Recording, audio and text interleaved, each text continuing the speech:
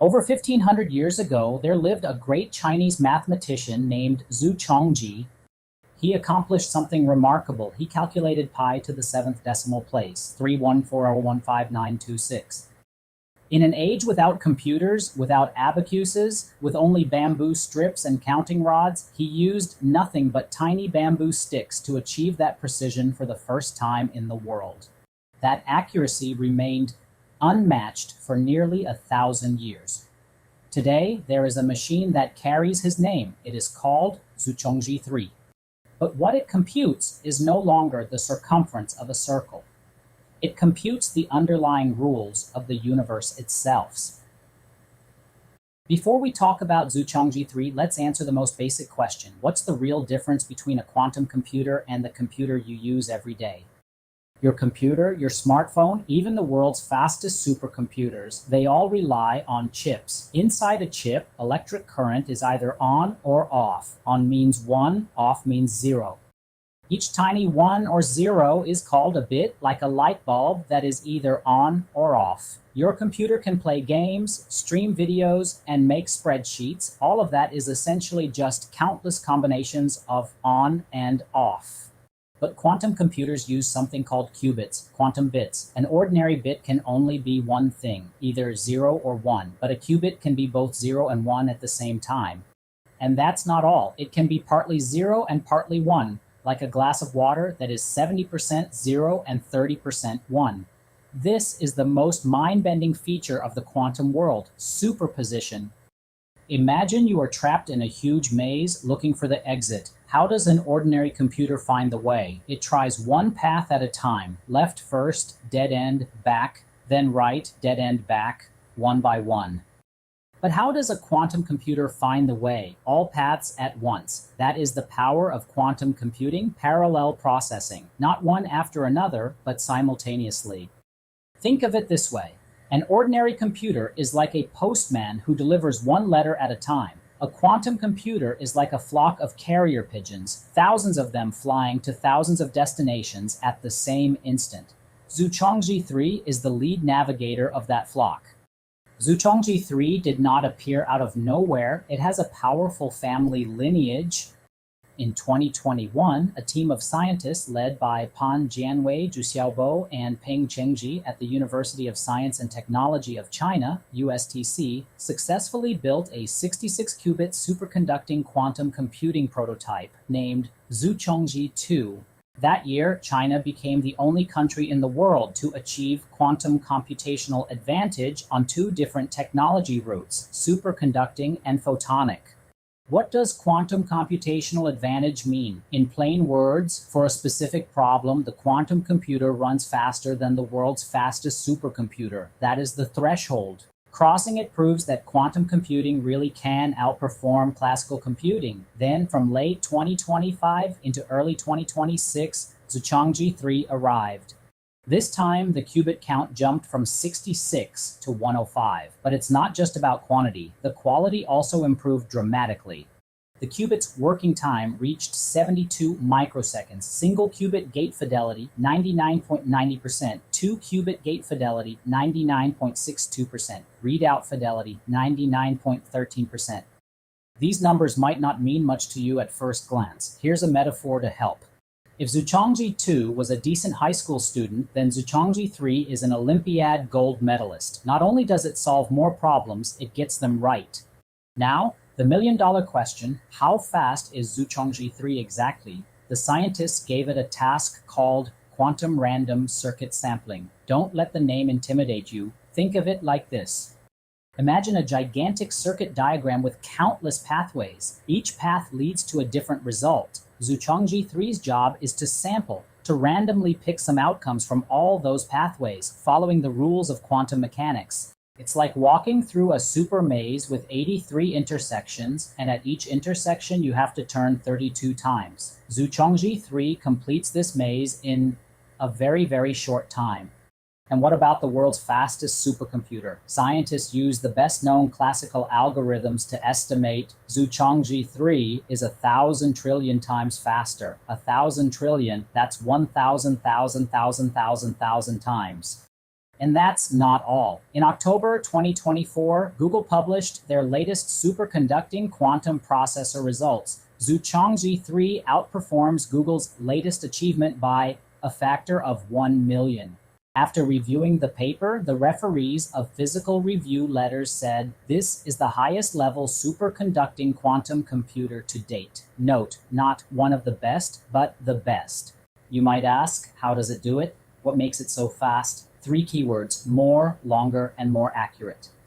First, more, 105 qubits. Zuchongzhi 2 had 66, Zuchongzhi 3 has 105, that's nearly double.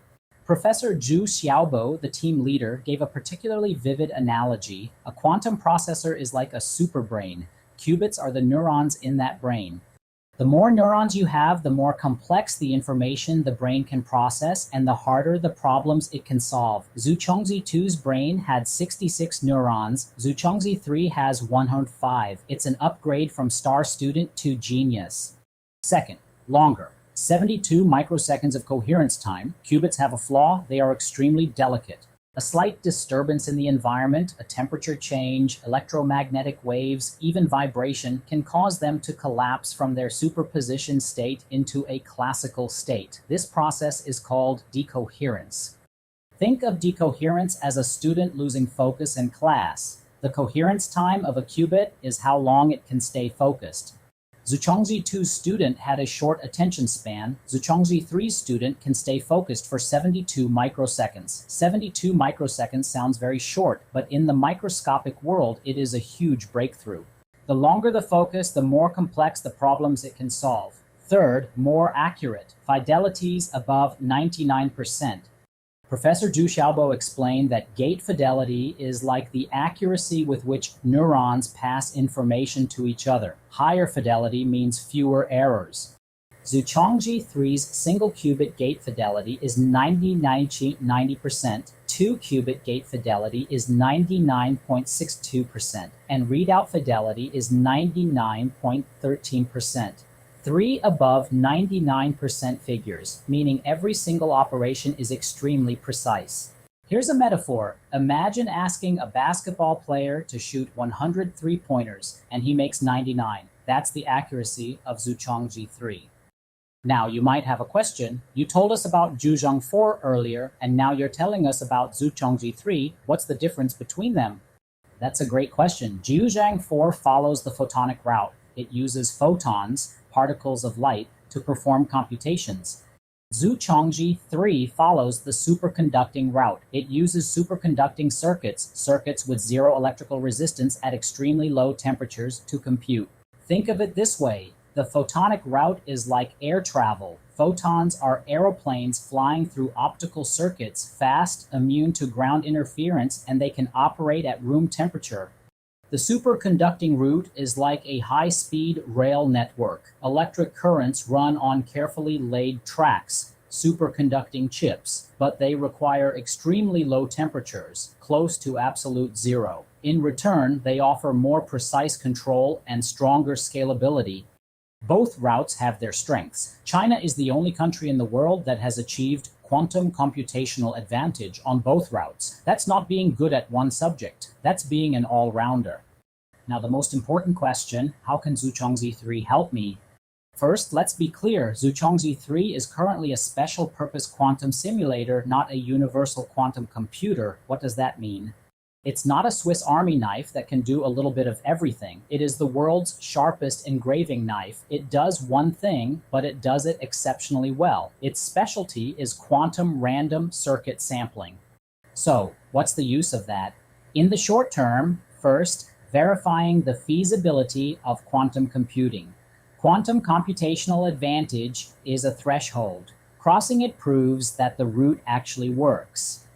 The existence of Zuchongzhi 3 tells the world the superconducting route is not only viable, but can go very far. Second, advancing quantum error correction. One of the biggest challenges in quantum computing is its susceptibility to errors.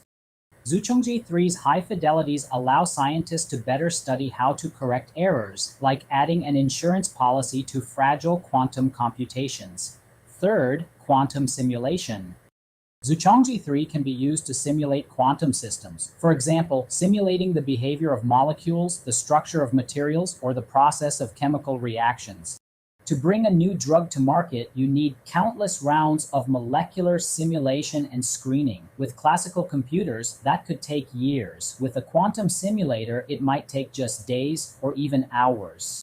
In the long term, the international academic community generally agrees that quantum computing development follows 3 steps.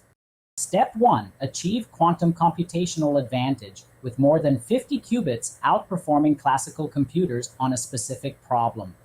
Step 2. Special purpose quantum simulators with hundreds to thousands of qubits solving major scientific problems that classical computers cannot handle, such as high-temperature superconductivity mechanisms and complex molecular simulations. Step 3. Universal fault-tolerant quantum computers with millions of qubits capable of solving problems in cryptography, artificial intelligence, materials design, and many other fields. Zuchongzhi 3 now stands at the critical juncture between Step 1 and Step 2. It's not just setting a record, it's paving the way for the future. The success of Zuchongzhi 3 is not the work of one person. It was jointly developed by scholars including Pan Jianwei, Zhu Xiaobo, and Peng Chongji from USTC, in collaboration with the Shanghai Quantum Science Research Center, the Henan Key Laboratory of Quantum Information and Cryptography, the National Institute of Metrology of China, the Jinan Institute of Quantum Technology, the School of Microelectronics at Zhejiang University, and the Institute of Theoretical Physics of the Chinese Academy of Sciences. Professor Zhu Xiaobo noted that the team conducted extensive research and experimentation in quantum processor design. They optimized the electric field distribution of qubits and couplers and designed 3-stage filters. They adopted new fabrication processes and optimized the manufacturing flow. Most importantly, all core components were independently developed in China. On the international stage, in 2019, Google first claimed quantum supremacy with their 53-qubit Sycamore processor. In 2020, China's Zhu achieved it on the photonic route for the first time.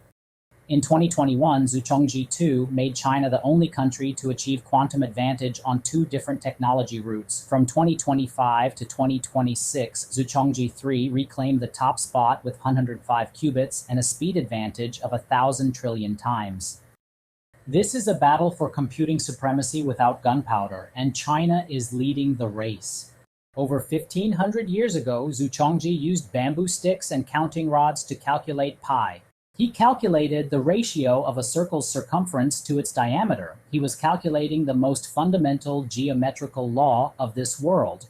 1,500 years later, we use Zuchongzhi 3 to calculate the most fundamental physical law of this world, the laws of quantum mechanics. Some people ask, how far is quantum computing from ordinary people, maybe 10 or 20 years? But every upgrade of Zuchongzhi, from 66 qubits to 105, from 1,000,000 times faster to 1,000 trillion times faster, shortens that time just a little bit more.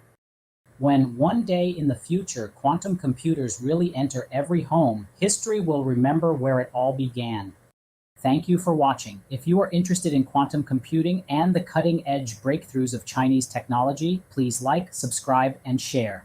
Let more people know that in a laboratory in Hefei, a group of Chinese scientists is using superconductors to compute the future.